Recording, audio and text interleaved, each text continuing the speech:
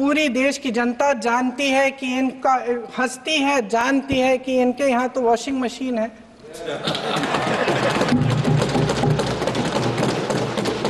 जो यहाँ से वहां जाता है वो धुल जाता है। इस तरफ दाग, उस तरफ स्वच्छता। और मेरे कई ऐसे साथी हैं जो इस तरफ होते थे उस तरफ चले गए, मुझे दिख भी रहे हैं, वॉशिंग मशीन में शायद धुल गए हैं।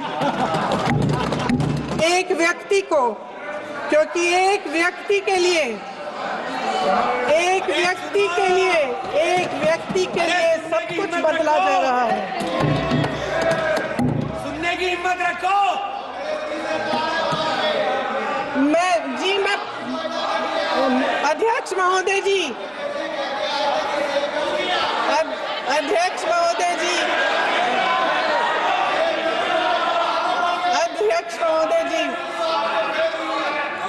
महोदय जी, अडानी जी को सारे कोल्ड स्टोरेज प्रदेश की सरकार ने नहीं दिए।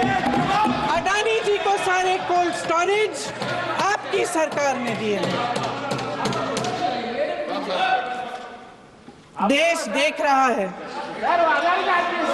देश देख रहा है कि एक व्यक्ति को बचाने के लिए 142 करोड़ देश की जनता को नकारा जा रहा है। सारे बिजनेस, सारे संसाधन, सारी दौलत, सारे मौके एक ही व्यक्ति को सौंपे जा रहे हैं। सारे बंदरगाह, एयरपोर्ट्स, सड़कें, रेलवे का काम, कारखाने, खदाने, सरकारी कंपनियां सिर्फ एक व्यक्ति को दी जा रही है। मगर आज आम लोगों के बीच ये धारणा बनती चली जा रही है कि सरकार सिर्फ अडानी जी के मुनाफे के लिए चल रही है। देश में बहुत तेजी से गैर बराबरी बढ़ रही है। जो गरीब है वो और गरीब हो रहा है, जो अमीर है वो और अमीर हो रहा है। इस सरकार ने आर्थिक न्याय की भी सुरक्षा कवच तोड़ दिया है। राजनीतिक न्याय की जब बात होती है, मेरे सत्ता पक्ष के साथी आज खड़े हुए और तमाम गिनती करने लग गए कि ऐसा हुआ वैसा हुआ 1975 में जो हुआ। तो सीख लीजिए ना, आप भी सीख लीजिए। आप भी अपनी गलतियों के लिए माफी मांग लीजिए। आप भी बैलेट पे चुनाव कर लीजिए।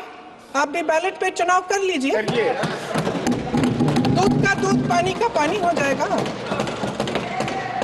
आज संसद में बैठे हुए सत्ता पक्ष के मेरे साथी ज्यादा से ज्यादा अतीत की बातें करते हैं।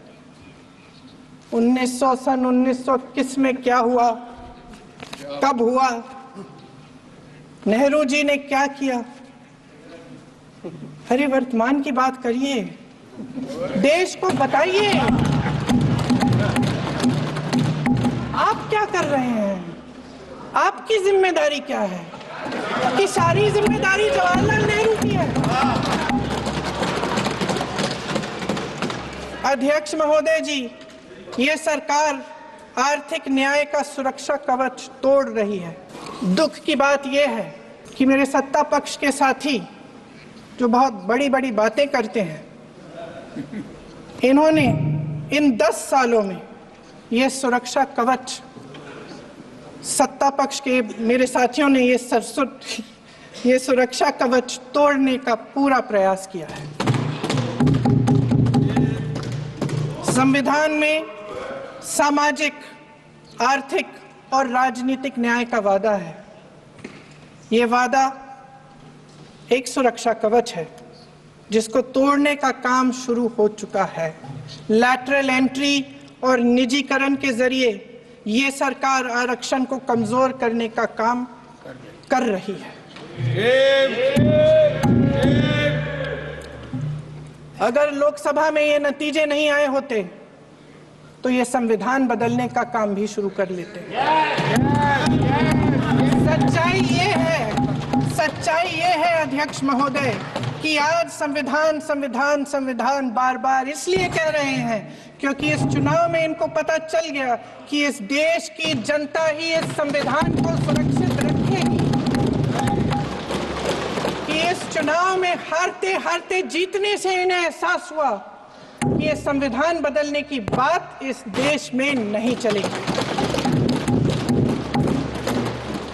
आज जनता की मांग है कि जाति जनगणना हो। सत्ता पक्ष के मेरे साथी ने इसका जिक्र किया।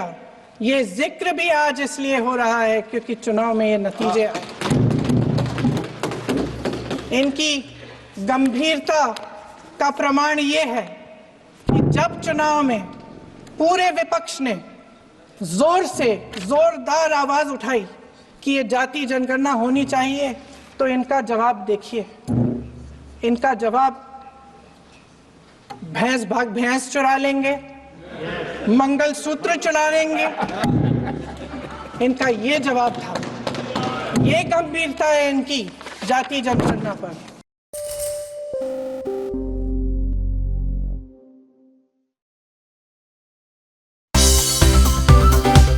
Thank you for watching CNBC TV 18. For all top headlines and updates, follow us on our social media platforms.